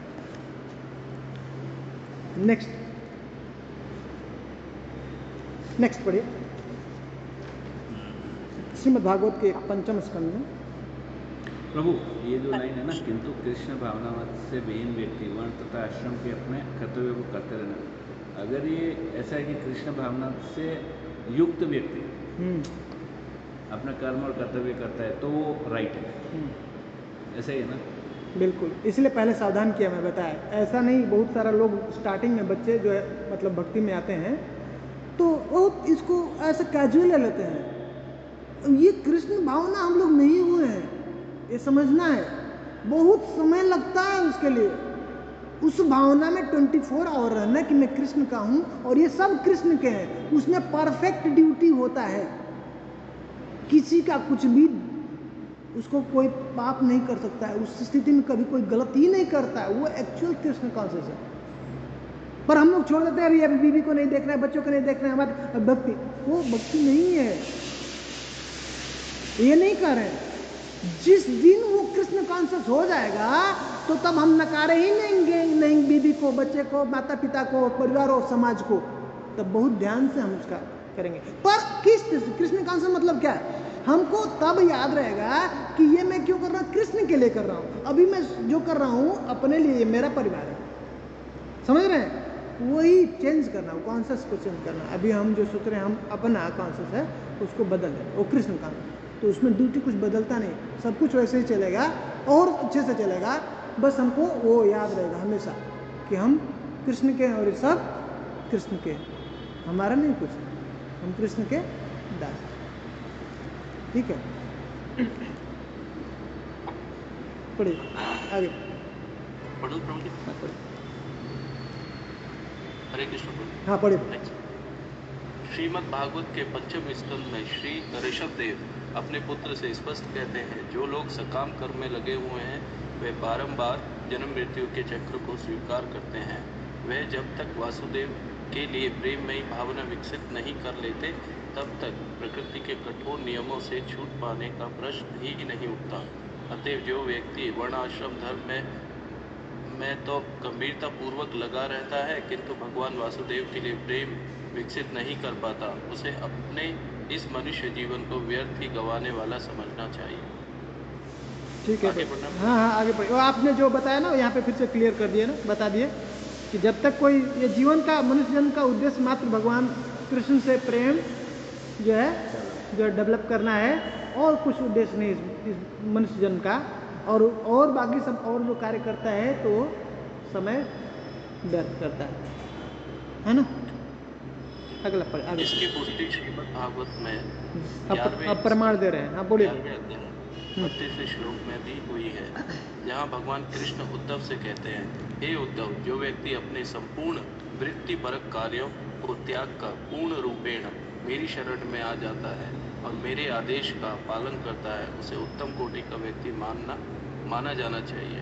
भगवान के इस कथन से यह समझा जाता है कि जो लोग परोपकारी, नैतिक, चारित्रिक, परमार्थिक, राजनीतिक तथा सामाजिक कल्याण कार्यों के प्रति सामान्यतः आकृष्ट रहते हैं, वे केवल संसारी दृष्टिकोण से उत्तम व्यक्ति माने जा सकते हैं। हम श्रीमद् भागवत तथा अन्य प्रमाणिक वैदिक शास्त्रों से यह भी जानते हैं कि यदि कोई व्यक्ति कृष्ण भावना भावित होता है तथा भक्ति करता है, वह परोपकारी, नैतिक, चारित्रिक, परमार्थिक, सामाजिक कल्याण कार्यों में लगे पुरुषों की अपेक्षा बहुत अच्छे पद पर स्थित माना जाता है। देखिए कह रहे हैं कि ऐसा जनरली सोच सकते हैं कि कोई व्यक्ति बहुत दान पुण्य कर रहा है, लोगों का मदद कर रहा है संसार का, तो ऐसा साधारण लोग समझते हैं क्या कि ये व्यक्ति कहीं संसारी दृष्टिकोण से उसको उत्तम मान सकते हैं, लेकिन शास्त्र के हिसाब से वो उत्तम नहीं है। कौन है? यदि कोई व्यक्ति कृष्ण भावना भावित है, हाँ, भक्ति करता है, तो पहले भी हमने देखा था ना, कोई कुछ कर रहा था, तो भगवान 11वें स्कंद में उद्धव से ये बता रहे हैं कि यदि कोई व्यक्ति पूरी तरह से सब देखिए इसमें क्लियर कर है,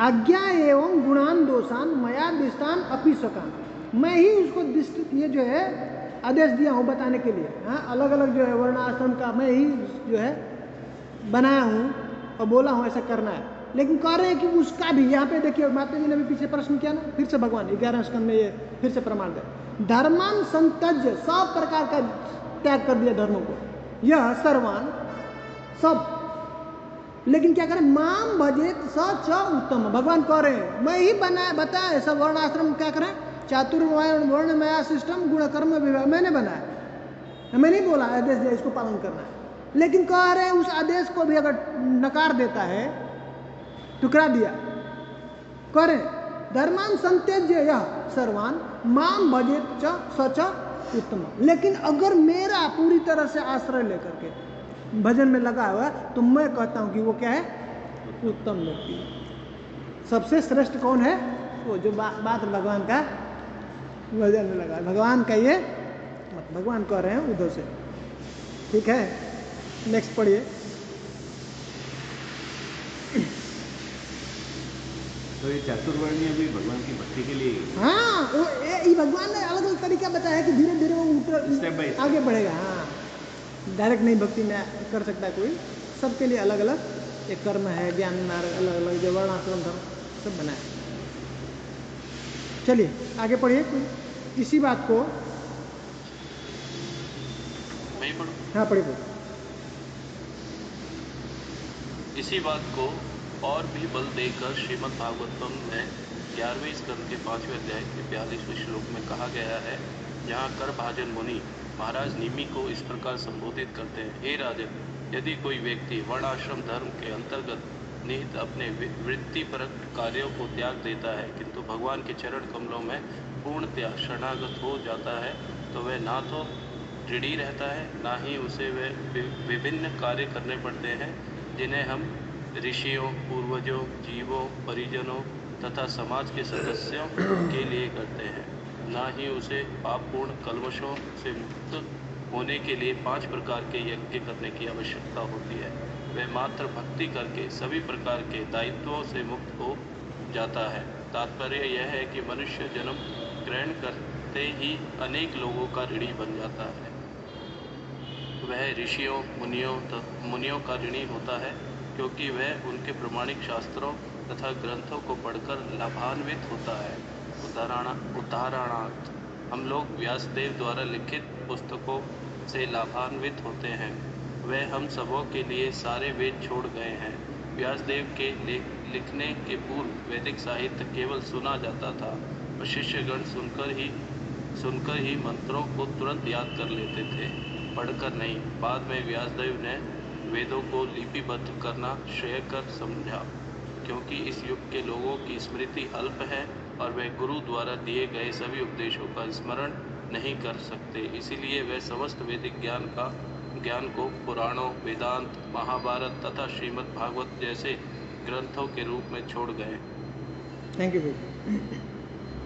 तो अब जैसे बहुत वैलिड प्रश्न है और ऐसा आना चाहिए व्यक्ति के मन में, और ऐसा आता है, भाई तेरे को इतना पढ़ाया लिखाया खर्च किया, अभी छोड़ करके ज्वाइन कर लिया तुम, ऐसा माता पिता का आता है प्रश्न, उसका ज्वाइन कर लिया तो क्या होगा? सही बात है ना, उनका उम्मीद है ना, उतना पैसा लगाया भाई, लोन लेकर के तुमको पढ़ाया, अब पता चला जब समय हमारा आया तो तुम हैं, होगा ना? तो ऋण है पिता का बच्चे के ऊपर, ऋण पितृणाम, देवर्षि भूतात्म नृणाम पितृणाम, देवताओं का ऋण है। ये फ्री का मिल नहीं रहा, हवा वायुदेव है, सप्लाई हो रहा है हमको। हाँ, ये जो प्रकाश, जो लाइट, ऐसे नहीं, घर पे करते हैं ना हम लोग, करंट हर महीना, नहीं किया तो बंद हो जाएगा। ये इसका ऋण है हमारे ऊपर, इसको चुकता करना है। देवताओं का ये सब ऋण है, हवा, पानी, जल, ये सब जो भी प्रकाश, ये सब जो प्राप्त हो रहा है, ऐसा बहुत सारा चीज है देवताओं का हमारे ऊपर। तो करें देव, ऋषियों का ऋण, जैसे व्यासदेव, महर्षि वेद व्यास हैं, और बता रहे, आगे बताएंगे, नारद मुनि है, गौतम मुनि है, शंकराचार्य है, ऐसे इन सब ऋषियों के हम लोग क्या है? ऋणी है। उनके द्वारा हम लोग को ये ज्ञान प्राप्त हो रहा है, नहीं होता तो हम कैसे ये सब जानते, कैसे यहाँ से निकलेंगे? निकलने का हमको, तो ये सब जो हमको प्राप्त हो रहा है, कोई भी चीज़ हम किसी चीज़ से ले रहे हैं तो उसका हमारे ऊपर ऋण होता है। तो देवताओं का ऋण है, हैं, ऋषियों का ऋण है, ऐसे और भी अन्य जो भी जीव हैं उससे भी हमको मदद मिलता है। पेड़ पौधे नहीं होते तो कैसे हमको भोजन मिलता है? गाय है, ये सब नहीं रहते तो दूध हमको कैसे मिलता है? ऐसे बहुत सारे सब जीवों का कुछ न कुछ हमारे लिए हमारा सहयोग है, तो उसका हमारे ऊपर ऋण है। तो ऋण हमको चुकता करना पड़ेगा। उसी तरह से पिता का ऋण है हमारे को, हैं? अगर पिता और जो पूर्वज हैं, पितृणाम जो, तो अगर वो नहीं होते तो हमको फ्री में कैसे घर मिल गया, हमारा जमीन जायदाद मिल गया फ्री में, हम सिर्फ जन्म लिया और हमको वो मिल गया। कहाँ, किसका? हमने कमाया थोड़े, वो तो उनका है ना, उन्होंने किया, तो उनका भी हमारे ऊपर ऋण है। पिता माता ने हमको पाल पोस करके इतना बड़ा किया, तो ये सब का ऋण है, तो ऋण चुकता करना पड़ेगा। तो कह रहे हैं कि अगर देवर्षि भूताप्त नृणाम पितृणाम न किंकरो नायम ऋणी च राजन सर्वात्मना यह शरणम शरणयम गतो मुकुंदम परिहृत्य करतम। कह रहे हैं कि ये बहुत मुख्य बात है वो किसी का अब ऋणी नहीं रह जाता है। कब पर है? सर्वात्मना यह शरणम शरणम, पूरा सर्वात्मना, आत्मा, पूरी आत्मा से अब उसका और कोई शरण शेल्टर नहीं है। जिसने पूरी तरह से गतो मुकुंदम परिहित कर्तुम करेंगे, जिसने मुकुंद का पूरी तरह सर्वात्मना शरण ले लिया है, अब उसको ये सब जो चिंता हम कर रहे थे भाई, हैं, पिता का है, माता का है, देव का है, ऋषि का है, सब ऋण है। अब आपको उसको लिए चिंता नहीं करना कि मुझे इसका ऋण चुकाना है। हाँ, वो अब उसका उसके ऊपर कोई ऋण नहीं, सब ऋण खत्म। बहुत लोग बोलते हैं, तो यहाँ पे उसका भी मन से जो है डाउट क्लियर कर दिया। नहीं, जिसने मुकुंद का पूरी तरह से आश्रय लिया, किसी प्रकार का उसके ऊपर कोई ऋण नहीं है, सब ऋण से मुक्त। पर इसमें कंडीशन अप्लाई है ना अगर वो 100% सरेंडर, इसीलिए बोला सर्वात्मना, है सर्वात्मना यह शरणम शरण्यम। पूरी तरह से नहीं लिया है तो खतरा है तब तो चुकाना पड़ेगा, भुगतना पड़ेगा उसको। ठीक है, तो हम लोगों को इसलिए इस स्तर पे आना है, सर्वात्मना यह शरण। और जब तक कोई नहीं आता है तब तक उसे क्या करता ही रहना चाहिए, जो भी करना ही चाहिए, करना ही है ठीक है। अब नेक्स्ट लास्ट में जाइए, लास्ट में जाके उसके भगवत गीता से फिर प्रमाण दे रहे हैं भगवान। जो अभी हम लोग जो चर्चा कर लिए उसके बारे में बोलने की जरूरत नहीं है। भगवान कह रहे हैं अभी एक और फिर वो वहाँ से उदाहरण दे रहे हैं कि सर्वधर्मान परित्यज्य माम एकम शरणम व्रज अहम ताम सर्वपापेभ्यो मोक्षयिष्यामि। अब उसके बाद फिर एक अगस्त संहिता से उदाहरण देते हैं, उसको कोई पढ़ दीजिए। हाँ, पढ़िए।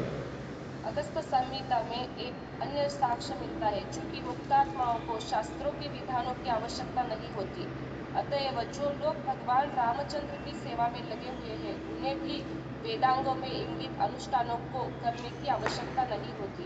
दूसरे शब्दों में भगवान रामचंद्र या कृष्ण के भक्त पहले से मुक्त पुरुष होते हैं और उन्हें वैदिक साहित्य के अनुष्ठान विभाग कर्मकांड में उल्लिखित विधि विधानों का पालन करने की आवश्यकता नहीं रह जाती। ठीक है, तो अब एक उदाहरण दे रहे हैं वहाँ से अगस्त संहिता से भी बता रहे हैं कि जिस प्रकार से तुलना करके बता रहे हैं कि जिस प्रकार से यथा विधि निषेधौ तू मुक्तम नैवोपसर्पतः तथा न स्पृशतो रामो उपासकम विधि पूर्वकम। कह रहे हैं कि जिस प्रकार से यथा विधि, उसके ऊपर विधि और निषेध का कोई मतलब नहीं रह जाता है। किसके ऊपर? जो ऑलरेडी मुक्त हो चुका है, मुक्त आत्माओं के ऊपर ये जो शास्त्र के विधि विधान है उसको करने की कोई ज़रूरत नहीं, ऑलरेडी वो मुक्त हो चुके हैं। हाँ, जो गुरु महाराज हैं, आचार्य हैं, प्रभुपाद जी हैं, इन लोगों को कुछ करने की ज़रूरत नहीं है। हम लोगों को एक बस सिखाने के लिए, बताने के लिए वो फॉलो करते हैं। तो जिस प्रकार से मुक्त आत्मा है, हम लोग क्यों कर रहे हैं? मुक्त होने के लिए ना। अभी हम लोग बद्ध हैं कंडीशन, तो हमको ये करना है, लेकिन उस स्थिति पे करने के बाद उसके बाद कुछ इसका जरूरत नहीं रहता। तो करे कि जिस प्रकार से जो मुक्त व्यक्ति है उसको इस विधि निषेध का कुछ करने का जरूरत नहीं रहता, उसी तरह से राम के जो उपासक, भगवान कृष्ण के जो भक्त हैं, उनके ऊपर भी ये सब इसका ये जो संसार का जो भी ड्यूटी है उसको कुछ करने का कुछ जरूरत नहीं है, वो बता रहे। ठीक है, ऑलरेडी वो भी मुक्त हो चुके हैं, तो इसलिए उनको भी और भी जो हमारा कर्मकांड है शास्त्र में बताया है वो विधि विधान, उसको करने की कुछ ऐसा जरूरत नहीं है। ये पूरी तरह से जो शुद्ध भक्त हो चुका है उसके लिए, जैसे आपने बताया पिंडदान और ये सब, तो उसको श्राद्ध सब करने की जरूरत नहीं है उस स्टेज पे। भक्त मतलब यहाँ पे जो शुद्ध भक्त हो चुका है, पूरी तरह से भगवान के शरण ले लिया। नेक्स्ट पढ़िए। तो सन्यासी भी वो छोड़ देते हैं? हाँ बताइए। जब भी सन्यासी हो जाते हैं तो तभी ना ना ना ना ना ना, ऐसा नहीं। जैसे हमने इनिशिएशन लिया तो इसका जरूरी नहीं कि हमने मतलब पूरी तरह से हम अच्छे भक्त हो गए, बहुत समय लगता है। सन्यासी मतलब ठीक है, एक फर्स्ट स्टेज उसका है, ये स्टेज पे आ चुका है कि प्रकृति और जो आत्मा है वो भेद करने लगा, उसको अब समझ में आया कि प्रकृति क्या है और मैं क्या हूँ। हाँ, सिर्फ संन्यास ले लेने से नहीं होता है, वो बिगनिंग स्टेज होता है। अब उसमें मैच्योर होगा वो, आगे जा करके तब उसको कृष्ण प्रेम प्राप्त करना। ठीक है माता जी? तो तब तक करना है ना, करते रहना। वो आपको देख के दूसरे को भी समझ में आ जाएगा, आपको भी समझ में आ जाएगा। जिसको क्लियर अब उसका एक क्षण और उसके चिंतन में, मन में संसार, उसका संसार का कुछ भी नहीं रहेगा। अब जो है नित्य कृष्ण के लिए, जैसे अपने गुरु महाराज जो लोग हैं, उनका और कुछ नहीं है, सब कुछ त्याग करके अब नित्य जो है कृष्ण की प्रसन्नता के लिए अपना जीवन जीते हैं। उनको कुछ भी हो जाए, शरीर से कुछ भी हो जाए, कुछ फर्क नहीं पड़ने वाला। तो उस स्टेज पे आ गए तो उसको अब कुछ भी हो जाए फर्क नहीं पड़ता है। अब कुछ भी हो जाए उसके लिए अब उसको कोई ऋण नहीं है, भगवान ऋणी हो गए उसके लिए। अब उसके लिए उसको तत्पर रहते हैं भगवान की, अब मैं इसका कैसे सेवा करूं। ठीक है,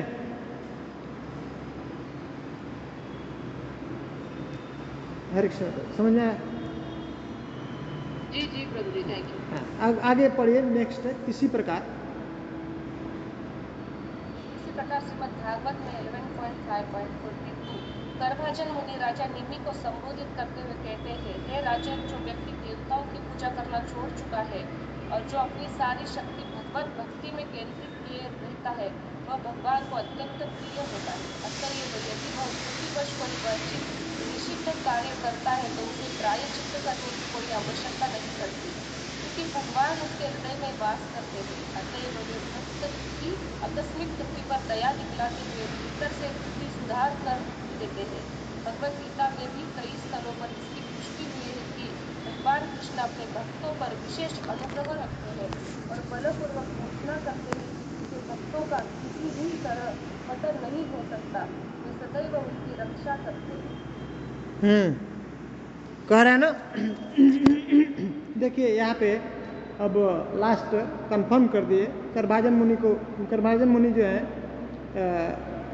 है निमि, राजा निमि को बताते हैं, कह रहे हैं कि हे राजन, जो व्यक्ति ऐसे साधारण जो संसार का कार्य और जो है देवताओं का पूजा सब छोड़ दिया है, लेकिन पूरी तरह से जिसने अपने भगवान को सब कुछ मान लिया है और उनका ऐसा सेवा में लगा हुआ है, वो भगवान को बहुत प्रिय हो जाता है। स्वपाद मूलम भजतम प्रियस्य, वो जो भगवान के चरणों का आश्रय लिया है, उनका सेवा करता है, वो भगवान का बहुत प्रिय हो जाता है।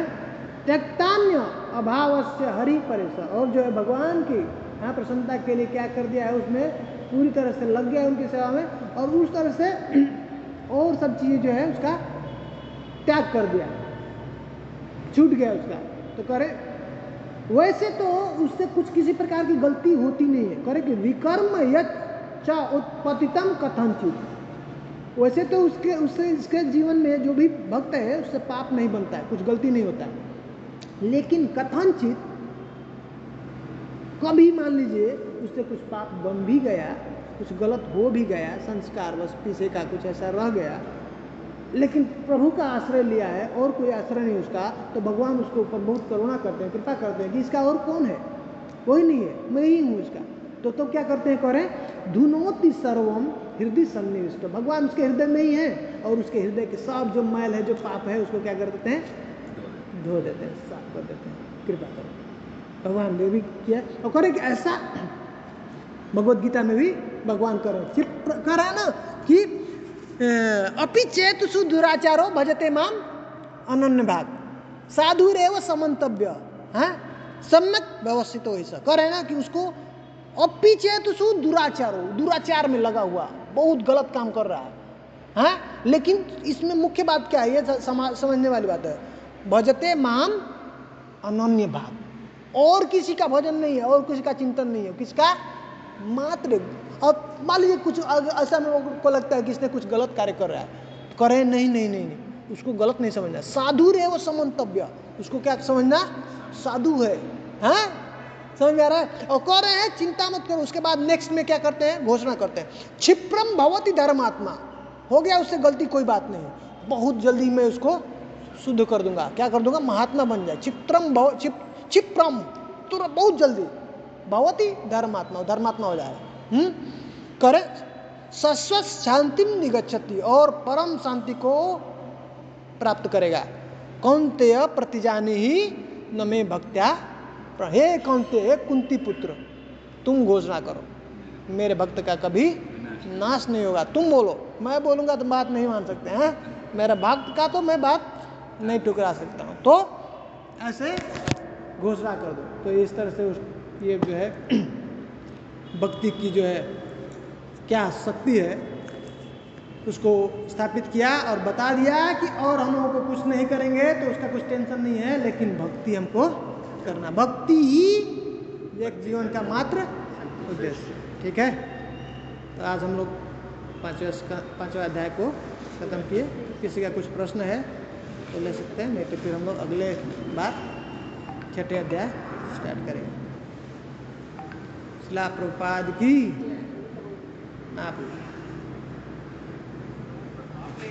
ऑफलाइन में हमारे जितेंद्री प्रभु जी हैं, मकरंद माधव मकरंद प्रभु जी हैं, और माता जी का नाम हेमगात्री माता जी हैं। ठीक है, भक्ति रसामृत सिंधु की जय, श्रील रूप गोस्वामी की जय, श्रील प्रभुपाद की। हरे कृष्ण। बहुत बहुत धन्यवाद आप लोगों का। पढ़ के आइए। अब हम लोग जस्ट सिर्फ पढ़ना है, अब कुछ मुझे समझाना नहीं है। अब फटाफट हम लोग ऐसे ख़त्म करते जाएंगे, एक एक दो दो चैप्टर हो सकता है अगली बार ऐसा 6वां 7वां चैप्टर खत्म कर देंगे। पढ़ के आइए और फास्ट चलेंगे हम लोग। ठीक है, अरे अरे हेलो सर, बढ़िया है। पूरी ये जो ऋषभदेव का